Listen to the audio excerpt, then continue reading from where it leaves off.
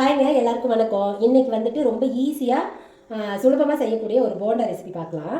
நான் வந்து ரொம்ப சீக்கிரமாக செய்கிற மாதிரி ஒரு போண்டா தான் செய்ய போகிறேன். நாங்கள் இதை அடிக்கடி செய்வோம். மாதத்தில் ஒருக்க செஞ்சிடும்னு வச்சுக்கோங்களேன். இது ரொம்ப பிடிக்கும். டேஸ்ட் அவ்வளோ சூப்பராக இருக்கும். பொருள் வந்து ரொம்ப கம்மியாக இருந்தால் போதும். நான் ஆக்சுவலாக ரெடி பண்ணிட்டேன். அதாவது மாவு வந்து கரைச்சிட்டேன். அப்புறம் டக்குனு தோணுச்சு இதை எடுத்துடலாம் அப்படின்ட்டு. அதனால தான் இப்போ எடுத்திருக்கேன். ஸோ இதுக்கு பார்த்தீங்கன்னா கடலை மாவு தேவையான அளவு உப்பு போட்டு கொஞ்சமாக சோடாப்பு போட்டு மிக்ஸ் பண்ணி வச்சுருக்கேன். சோடாப்பு கொஞ்சமாக போட்டால் போதுங்க. ஸோ கலக்கியிருக்கேன். இங்கே பாருங்கள், இந்த அளவுக்கு கொஞ்சம் பேஸ்ட் மாதிரி பதத்துக்கு இருக்கணும் மாவு. அப்புறம் வேணும்னா பார்த்துட்டு கூட நம்ம கொஞ்சம் தண்ணி ஊற்றிக்கலாம். ரொம்ப தண்ணியாக இருக்கக்கூடாது. 1/2 கிலோ மாவுங்க. அது 1/2 கிலோ மாவுக்கு தான் இந்த அளவு.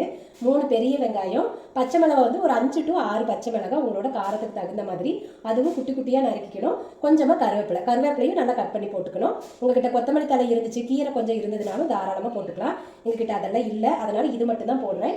இதுதான் நாங்கள் எப்பவுமே அடிக்கடி செய்கிற ஒரு விஷயம். ஸோ இது எல்லாத்தையும் போட்டு மிக்ஸ் பண்ணின மாவில் நல்லா வந்துட்டு கலந்து விட்டுடலாம்.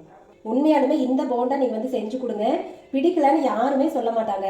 உண்மையாலும் நீங்கள் சுட சுட கொடுத்தீங்கன்னா சாப்பிட்டுக்கிட்டே இருப்பாங்க. ஸோ அந்த மாதிரியான ஒரு டேஸ்ட்டில் இருக்குது.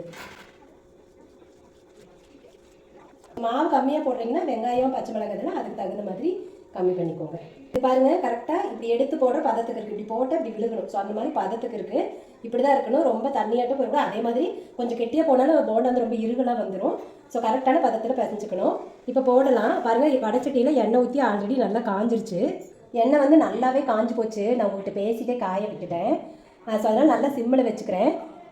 இது வந்து உங்கள் சைஸ் வந்து உங்களுக்கு என்ன சைஸ் வேணுமோ போட்டுக்கலாம். ஓரளவு குட்டி குட்டியாக போட்டாலும் ஓகே, கொஞ்சம் பெருசாக போட்டாலுமே நல்லா வெந்துடும்.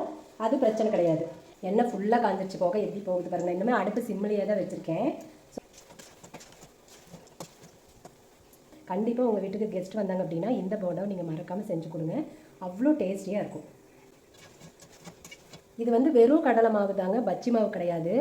ஸோ நீங்கள் பச்சி மாவுலலாம் இது போடக்கூடாது. வெறும் கடலை மாவில் பெரிய வெங்காயம், பச்சை மிளகாய், கருவேப்பிலை, இவ்வளோ தான். கொத்தமல்லி தலையும் கீரையும் ஆப்ஷனல் தான். இருந்தால் போட்டுக்கலாம், இல்லாட்டி விட்டுடலாம். ஸோ இது வெந்து வரப்போ பார்த்திங்கன்னா ரொம்ப செவந்த மாதிரி வராது. ஒரு மஞ்சள் கலர் ஆட்டை தான் வரும். ரொம்ப செவக்க விட்டிங்கன்னா தீஞ்ச மாதிரி ஆயிரும். ஏன்னா அது பஜ்ஜி மாவில் தான் இது ரொம்ப கலர் வரும். இதிலலாம் எதுவுமே வராது.